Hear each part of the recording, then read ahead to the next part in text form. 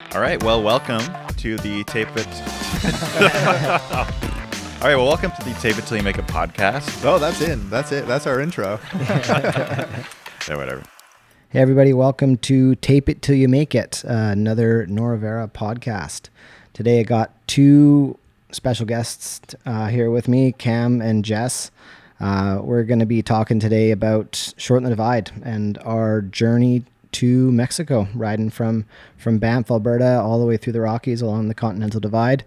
Took us 38 days, and yeah, this is the first time we've seen each other in 3 years, which is pretty crazy. Seen each other individually, but it's been a while. So I'm super stoked to see you guys and have you here. And yeah, it's August 6th today, and we left August 16th, 2018. So it's like pretty wild that it's been 3 years and a lot has happened since then. And I guess for all those who are watching on YouTube, you're probably wondering what the heck's up with Jess's neck, and she's got a neck brace on for those that are listening. And so, Jess, do you want to? Let's start there, and then we can dive back to 3 years. What's happened?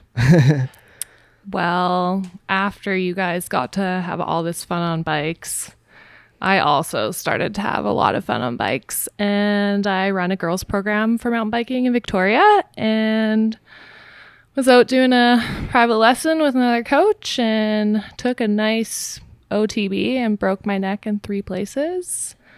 And now I'm in neck jail. I'm halfway through. Yeah. I don't need spinal surgery, so I'm pretty ecstatic. And taking it day by day, doing not a lot. Yeah. Working on this excellent tan that you can see. It's a pretty good tan. So yeah, I'm very sad to see that, but I'm stoked that you're okay, and there's shouldn't be any long-term permanent results from that. So that's hopefully not. Awesome. Just on the road to recovery. Mm-hmm. So that's great. But let's go back to how this all began. How did the idea of Shorten the Divide begin, Cam? Do you remember how we got to talking about it? Yeah, I remember that journey that we embarked on and that commitment that we made. Well, you and I guess we're working together on some of your health and fitness stuff, and over the course of doing that work, we had come up with making a bit of a plan to get you back to doing more of the stuff that you loved. And in that process, we decided to take a look at mountain biking. And I remember I'd asked you, I said, okay, what's one thing you'd wanted to do for a long time on your mountain bike? And you said, I wanted to ride from Alberta to the U.S. border. U.S. border. Yeah. And I remember sitting there and being like, oh, that sounds really rad. And I was like, what's the trail called? And you were like, it's the Great Divide. And I was like, all right, Alberta to the U.S., like that's 3 days, 4 days. I'm like, that's a journey, but that doesn't sound like the Great Divide. Like that would be a pretty gnarly name for it. And I was like, what's the real deal? And you're like, well, it goes from Alberta to Mexico. And I said, okay, you're going to do that one, and I'm going to join you. Yeah. And the rest was history. We decided to just post it on social and make it real. Yeah, no, it was pretty crazy. Like, definitely much bigger than I was ever like expecting to do, and yeah, definitely very, very scary, and like it's a ton of doubts being able to get there.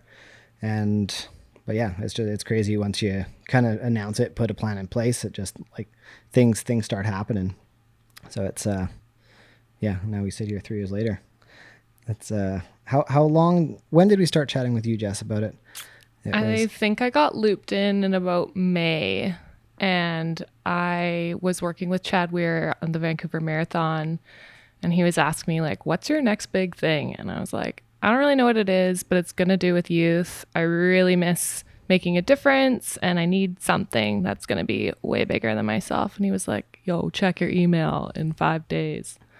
And then I got to meet Cam, and we went to the smoothie shop, and what was supposed to be like a 20-minute meeting, I think we were there for like 3 hours just talking about all these ideas of how we were going to make it rad. And I was sold. Yeah, no, it's neat. It's it's pretty like crazy to look back and just think about all the logistics and people and pieces that we needed to put together to make it a thing. And like, what were some of the challenges? Like, Cam, you had a pretty like wild lead up with running Doordash and like Foodora or whatever that is. What were some of the things that like, how did you need to shift your life to make this a reality? Yeah, great question. Well, I had to leave a ton of stuff, right? So I had to figure out a way that I could train and make money. So did Doordash, because I was like, okay, I'll ride over 100K a day on my bike and I'll get paid for it.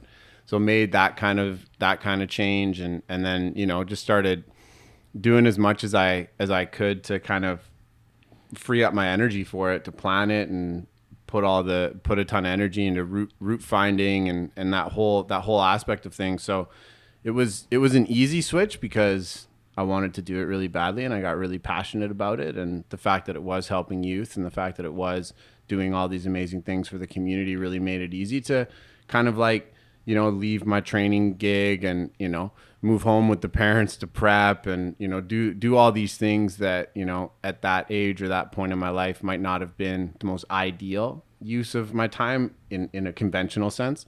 So there's a lot of sacrifices that were made, but in the end, it's like, that's kind of what we got to do if we want to do big stuff. And we got to, you know, we just got to kind of put a whole bunch of those things behind us and just go all in. And that's pretty much all it took. Looking back at that now with like those sacrifices and decisions that you made, how do you think it's shaped you into being who you are today, with accomplishing the ride, but also the lead up and just like swallowing the pride a little bit and just be like, hey, this is something that I got to do because I want to do the next thing. Mm-hmm. Well, I'm just naturally, I like to break convention. Like I hate being told what to do. So, you know, it's pretty easy for me to go like, I'm actually going to erase this whole thing and step into a new one. But really in the end, like what it taught me, and I have it tattooed on my arms now, is one mountain. And it's like, if you pick a mountain that you want to climb, do everything you got to do to get up that thing. It might not look like what you thought it might look like, but you got to get gritty. You got to get into it, and you got to, you know, make sacrifices to make these things happen. And so this ride just in the end has taught me that it's like, you just go all in and you can make anything happen no matter what, but you got to be all in. Yeah, absolutely.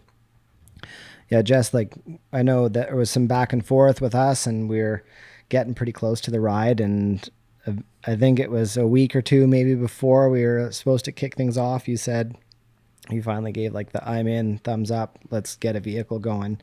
What sacrifices did you have to make to be able to make this happen? Is that you I mean, I was doing a lot of research, calling all over Canada and even parts of the US to try and find us an RV. That did not happen. There was none. Did not have enough time to plan that. And I just needed to be a part of it. I wanted to see you guys succeed so badly, and I quit my job and left my apartment and jumped in the Tucson and got prepared to be the best jigsaw puzzle Tucson packer there ever was. And yeah, didn't really know what would happen for me when I came back, but like Cam said, I was all in. Yeah. I don't know about you, but I don't think we would have made it if Jess wasn't there. That's for sure. It would have been 50 extremely days. Boring, painful, much more boring. We would have had way less treats. Yes. You're right. You would have eaten brews. way more Milky Ways. We would have lived off more Milky Ways. Absolutely. That's for sure. Yeah. No, it's crazy to think back and just see those people doing it unsupported, and that's definitely one of the things that, like, those moments that stand out and you kind of reflect and you remember all the people on the way, and it's people are taking it longer than we aim to do it. But it's like, it's so impressive to see people do it unsupported and just lugging everything for the whole way. Or we had maybe 7 days that or so, like where we were fully loaded. Definitely more at the beginning because we didn't know what the heck we were doing. But yeah, it's impressive to see people fully fully take that on solo, even for the whole trip. What are some of those special moments that stand out for you along the way? Is there anything that's like, obviously if you watch the film, you see the moment with the horses like running through the So southern cool. Wyoming desert, and there's that. But was there any like little things that stood out for you? Obviously, the llama house. Yeah, those llamas were sick. The people at the llama house were more sick. They were also very sick. Yeah. I agree. I think for me, there were moments where, one that really stands out was, that 60K of single track that we were riding that day, and we were both just feeling it, and we were so in the zone, and we're in the middle of nature. And, in the video, we capture you on that bench saying it so well, where you're just like, oh, we're just out here riding. That, it was those moments where you just feel so free. There's nothing else on your mind but accomplishing what you're doing in that moment. And it's like that pure presence. So there's so many of those moments that really kind of, stands out. But then, when I think about another time, it's like, when we were at that llama house and the whole squad was hanging out, and the camaraderie and the community that we had as like three, even though it got definitely messy at times, was so beautiful and so powerful. And so when I think about this trip, it's like what really stands out is like how we all came together to do this thing, and how that just like, it just makes me feel all warm and fuzzy and juicy inside, So Yeah, that'd absolutely. be how I see it. Yeah. I think too, where did we take that rest day where we went to do yoga? By the lake. Montana. Big Fork? Bigfoot. Big Fork. And Big Fork. what was Big that Fork, girl's Montana. name that we ended up going for coffee with and spending time with her? I don't remember. I think that was a special day for me, like hearing about her and her partner's journey of like making that town amazing for the kids and putting in so much extra time of their lives to allow there to be programs and find funding, because nothing was funded, they were saying. What was the type of government they had there? Or It was like a township or something like that, so it wasn't big enough to get like state or government funding. For yeah, things, so they had were to just generate- trying to like teach the kids how to like fundraise and find sources. And I was like, wow, that's really beautiful that you're willing to dedicate your life and like helping teach these kids like life skills to do the things that they really want to do. Yeah, absolutely. So that Yeah, it was very, big for me. Very fitting with Take a Hike and the program, trying to teach kids up here in Vancouver to do the same thing. Just make it happen, even though you're less advantaged than others. It's that was pretty cool. I totally forgot about Big Fork, but that was that's when I needed to start rolling out my quads. Like I was struggling big time. I think that was day 4 or 5, and I just couldn't even pedal anymore. It's I think for me, there's so many things that came up that wasn't expected in a way, from the emotions and the balance of trying to do it as fast as possible, push it ourselves as hard as we can, but also like we speak about in the film, just like remembering to slow down and just be present and enjoy. And I think that I've really taken that away from the ride, is just to like remember to enjoy a little bit more versus just like always like go. And like me having ADHD is just like my brain's always going, and it's Ditto. like overwhelming and stressful, and just like remembering to slow down every once in a while is it's a must for sure. I think also like us taking time at night to like unpack the day and talk about what was coming up for us in each of our own heads, which sometimes we didn't do, but taking that circle piece and applying it just as like a download for us. I've done that in my programs with the girls of, like being like, what's one thing you're really proud of today that you did? And what's one thing that maybe you want to work on? And what's the goal for next week? Yeah. What, it's so interesting that like starting with the fires and then getting into like high elevation and like the shift in how our bodies were working along the way. What Yeah. What are some of the key takeaways for you, Cam, that you learned from the ride in terms of what you're capable of doing, but also you had some major like paradigm shifts, I think, in the mind. How has that shifted you as a human to what you do now 3 years later? Yeah, definitely. Well, one of the biggest things that I learned was that I also need support, because I'm a coach, and I support people all day, every day. That's what my job is. And I get very used to showing up for people and being there for people. And at that point in my coaching career, I hadn't really figured out that I also needed to be coached and I also needed to be supported. And so, at that one point where I had that, I got super upset was because, I'd been putting so much energy into helping you get to where you were, and then it fueled you. And then I got demolished by tendonitis and all this other stuff that was going on. And then I needed someone to boost me up, but I didn't have that. And I didn't know how to ask for it. So I went into this like spiral of like, fuck this. Like, if I'm not getting support, then blah, blah, blah, and I went into this whole kind of mindset spiral, which really has shifted me as a person now. Like now, I have a therapist, I have a coach, I hire people, as well as, go to my friends around me for support during tough times, which is something that I never used to do. So that ride really opened me up to, asking for help. Because I remember when we were sitting at that, man, it was a creepy little school kind of like Como. Yeah, Como. There we go. It was like, it was like an abandoned town with a few people living in it. And we were sitting out there, and I remember I was on the swing, and I was so upset with you two. I was so mad. And then because I felt like you were like both ganging up on me. There was like this little kid inside me that was like, my friends aren't being nice to me. But it was because I didn't know how to ask you guys for what I needed. And I remember Jess was sitting there and she was like, well, what do you need? What do you want? And I was like, I don't know. I got so mad.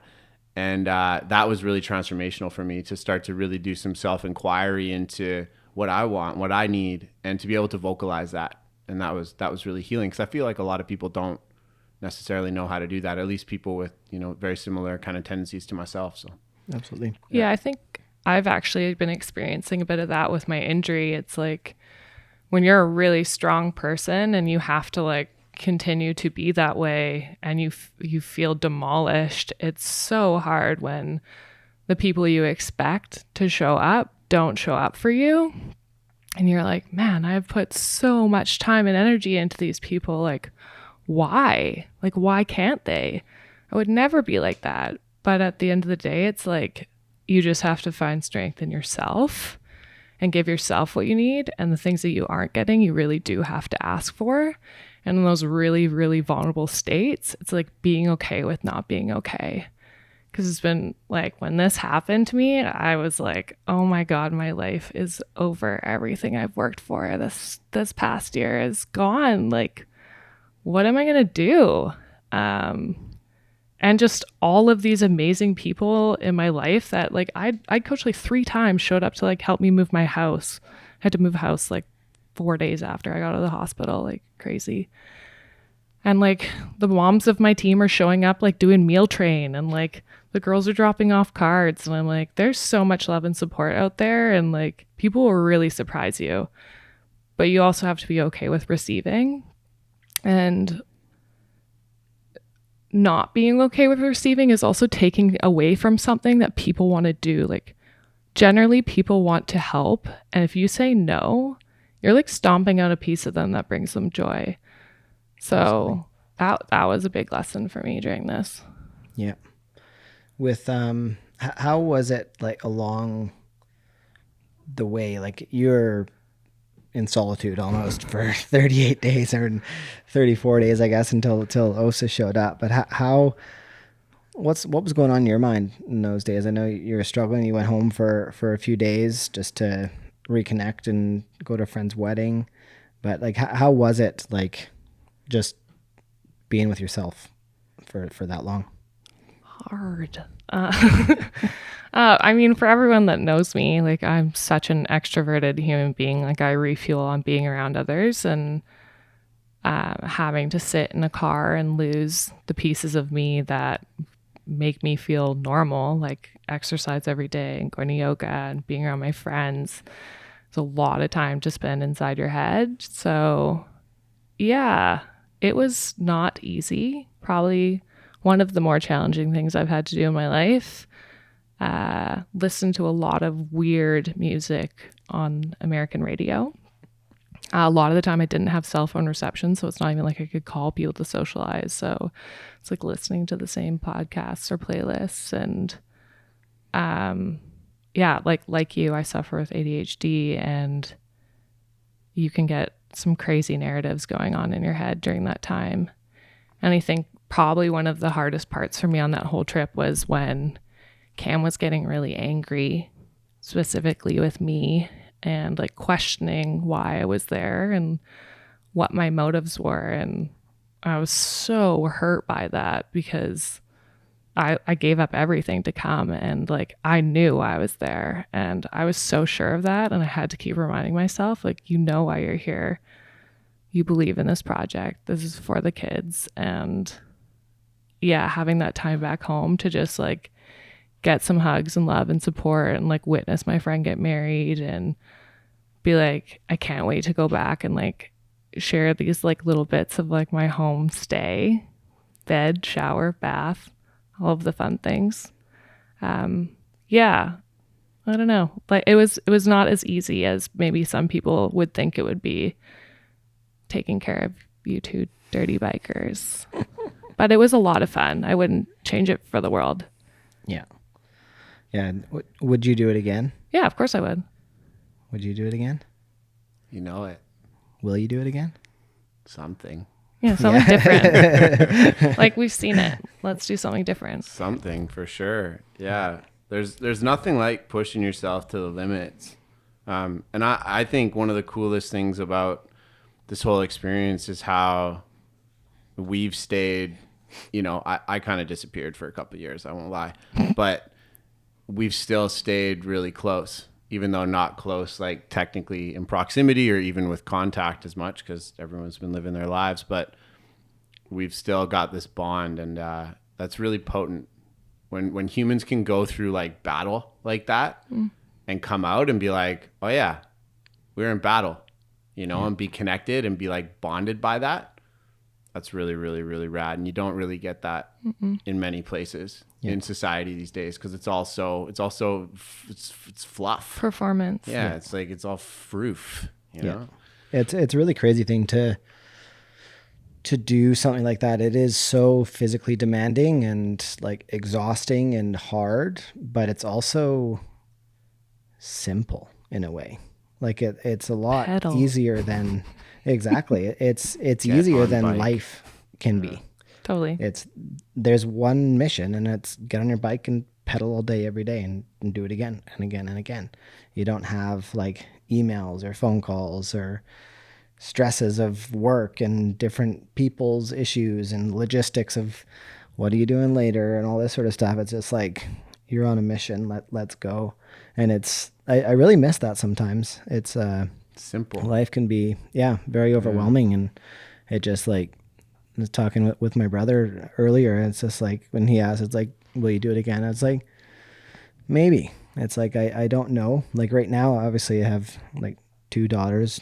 One's 14 weeks old and the other is 19 months old. So it's going to be a while till it happens again. But no time.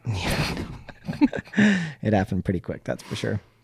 But just it would be neat to challenge myself in that way at some point later in life, or just like do it as a family trip or something like that. Who knows? But it definitely simplifies things, and it was good for the mind. That's for sure. I mean, I took a lot from that because I was obviously super jealous that I didn't get to do anything physical. And so when I got home, I was like, I need to do something that's going to be scary or hard or whatever. So I was like, I'll do a boxing fight. That sounds easy enough. And like push my body to the limit for 6 months in the gym every day to go and try and not get beat up. And like, I'm so glad I did it. Like mentally, physically, took so much due diligence, and like the balancing act of like running your life normally and then adding on all of this extra learning. It was amazing. So I definitely challenge anyone to get out there and do something that feels really physically hard or mentally hard at the same time. Yeah, it's pretty amazing what it does for everything else in life. That's for sure. Everything else feels easy after. It's like a relative thing. Yeah, it's I wouldn't say easy. Like it's life has a lot of different complications, but just talking about like there's still some like big rides. I want to do BC Bike Race next year. It's been pushed back due to COVID for a couple of years, and but the days that it's like 60-kilometer day and 1,500 meters of elevation or something like that, it's just like, yeah, I've done 215 kilometers in a day, and so it's like that's not that hard. My body's gone and it is in a bit of a different state than it was, obviously. So it's going to be hard to get back to speed and everything. But it's all very achievable. I know that we've done it, so it's pretty cool to have that outlook and perspective for sure. Obviously, there's a lot has changed in the last 3 years since we finished. What, Jess starting up bike camps, like what was the shift for you to just really want to dive full into mountain bikes and programs and teaching women how to ride and all that? Why did you choose that path? Yeah, I was coaching boxing in the school system and like loving coaching girls, and started mountain biking because I was dating a guy who owned a business that did it, and I was like, I want to coach girls. Let me coach girls. So I went and did my PMBI and started the program, and immediately it was like, yeah, this is it. This is the start. Biking is like this beautiful analogy for life, I think. It's hard, it's fun, it's scary. You fall down, you get back up. You can do it alone. You can learn to adventure. You can bring your friends into it. You can scream in the middle of the wild. Like, it's awesome. And it challenges you every day. And I just want to help kids connect to themselves and each other and nature and provide a space that feels super safe and inclusive. So it's a win for me. It's neat. I've never like heard it spoken about that way before, but I totally relate to every piece of that. It really is something special. It's a sport like no other. That's for sure. Yep. Yeah. What about you, Cam? You moved to Australia, I think 3 days after we got back. There was a bit of a crunch for us to make it to the finish. What's your journey been like? Very inward. Yeah, the ride was a lot of like outward energy and a lot of outward work to get the body to where it needed to be to go through that. But yeah, moving to Bali actually right after the ride, spending a bunch of time there, then going back and forth between Australia and Bali and building my next business kind of on the road was a really cool experience. But my whole transition went inward. Like, I'm pretty good at sending it outward. Like I can get after most things when I put my mind to it. But one area that I really wanted to start looking at was my inner world. Because, I suffer from a lot of anxiety and depression, and, I have my whole life. And so these last couple years have been a deep dive into understanding that and uncovering that and putting in the work to really, change and transmute as much of that as I could into positive energy in my life. So, a very interesting thing that I realized is, I used to use fitness as a drug. I used to use, all the different, the different modalities of CrossFit and strength training. And really what it came down to is I was using endorphins to numb a lot of the pain that I had in my body. Not necessarily physically, but emotionally. And so, when I came out of that ride and went to Bali and started building my business and going into breath work and meditation and all these other, more Eastern practices, I started really realizing that it's like, oh, I'm working just on one aspect of myself, right? And flexing my physical body is fun and powerful and important. But, my spiritual body, my energetic body, my emotional body, my intellectual bodies, all these other bodies needed love and nurture and support. So these last couple of years have been all about that. And, I feel like I've been put through an emotional washing machine over the last couple of years for sure. And it's been challenging, and it's been, beautiful and, all colors of the rainbow. And so now it's like integrating all of them together into my life so that, I really know what I want, and can share that with the people that I serve and the stakeholders that I serve, and just really create experiences for people that incorporate all those things. So that's kind of how everything has shifted since it. Yeah, it's awesome. It's like I've worked with you since we got back, and it's the reason that we did the ride in the first place is just me mentally, and it's kind of interesting with like all of us like dealing with like ADHD, depression, all that. It's like it's no wonder that we're sitting here together, and we did the ride together, and just to be able to connect and like experience and share and be vulnerable and all that. It's yeah, you're good people. That's for sure. Well, I think that's I think that's a really important thing to bring up, man. And for anybody listening to this, like, we're all running our shit. Like we all are, we're very present people in the world. We've got businesses, we've got friends, we've got families, we've got all these things. And I think it's important to know that like being human's hard. Yeah. Mm-hmm. Like it's not an easy thing. Right. And so, I think a lot of times, people walk around and we all think that everyone's got their shit figured out and we don't. And it's like, that's just not the case. Like, I listen to David Goggins a lot, and, he's a very spiritual man if you can see past, his intensity. And just the way that he talks about how people, if people are making you feel insecure about how you feel, it's just because they're better at hiding how jacked up they are, and it's like every single human has their stuff. And so I just wanted to highlight that, all three of us suffer from, mental health challenges, and this ride was all about helping kids that suffer from mental health challenges. And, it's just really important to realize that, this is a hard thing to be human, and it's hard to really find joy.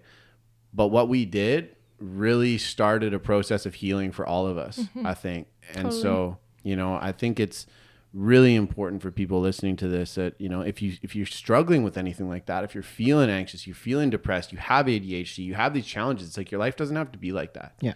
If you surround yourself with people that are into similar stuff that can support you, and you challenge yourself and you do the inner work and you do the outer work, and you actually, really put in, the work, you can shift, you can transform, you can do so much. So I just wanted to highlight that. Yeah, no, thanks for highlighting it. It's so important. And it's also like when you do reach out and you're vulnerable about it, and you learn about it, you learn that it's not your fault. There's a chemical imbalance going on in your head that isn't really anything you can control besides how to perceive it and work with it. I think that's... Well, I will, just because I want to throw this in there because it's a neurological pathway. It's a wired pattern in your system. The chemicals are an addiction. So for people that do have chemical challenges, I just want to make sure this is really clear, is that you can change that. Mm-hmm. You don't have to live with that. You have to acknowledge it, and you have to know it for what it is, but it is a neurological program inside of your brain, inside of your body, that you have become addicted to because it has protected you from something over the course of your life. And now it's on autopilot. And when it's on autopilot, that's when it starts to become chronic. That's when it starts to become a challenge. But you can shift that. You can reprogram the mind, and you can reprogram that chemical imbalance, because humans are malleable. And so bringing awareness to it is so important. Just remember that you do have the ability to shift that 100%. Yeah, I can say with like my own experiences with it, like finally getting diagnosed when I was in my late teens, and being put on medication and being like, oh, wow, this is what it feels like for my brain to slow down. I can like function in school and not be totally anxious, and have the space to compute my thoughts and like start to heal. I was working with a therapist a lot, and I was moving my body, and I found yoga, and I started to put the pieces together to heal and change that pathway, and found things that helped me get off medication, that I didn't need it anymore. And I've continued to go through that support of like going and seeing a counselor twice a month, and surrounding myself with people that build me up and make me feel safe in order to be myself, and changing the way I eat and how I move and being really cognizant of all of that. This accident has like put the brakes on some of that. I really recognize how powerful movement is to my mental health, and having that taken away from me has been so hard. Yeah.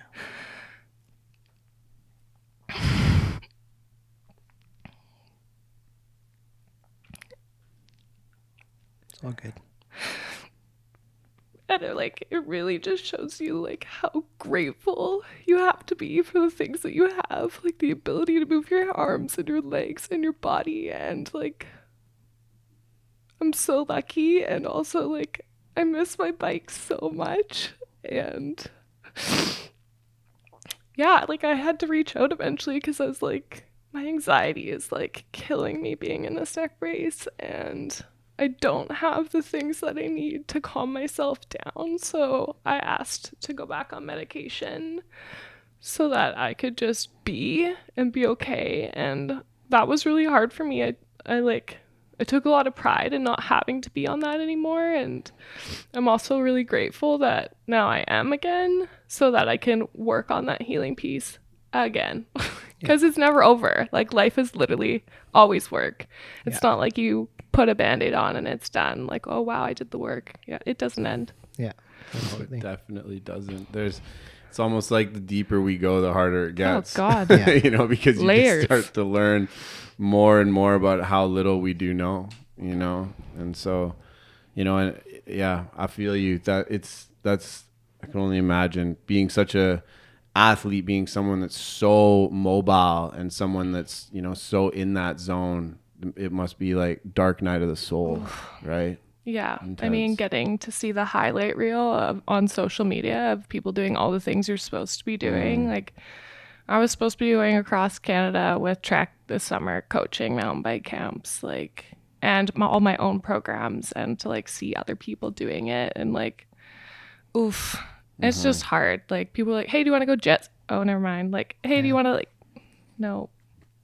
Yeah. It's tough. And it's, you have these setbacks, and it's like, for me to like, I was really struggling mentally. And I think that's one of the reasons that I needed to do the ride and to finish the ride. And 3 weeks later, being diagnosed with cancer because of the ride. Like, it helped find the cancer. It's just like the craziest thing to like be the most physically fit I've ever been in my life, to all of a sudden have half my kidney removed and all my abs and everything cut through, and just like nothing for 6 months almost, just in like rehab. And then it starts that cycle again. I'm still like working to get like everything back. It's like I'm feeling good, but it's crazy just how you go so hard and you work and you work and you work, and then like life throws something at you. The universe gives you a shin kick. Yeah. What's up? The worst. Shin kicks are the worst.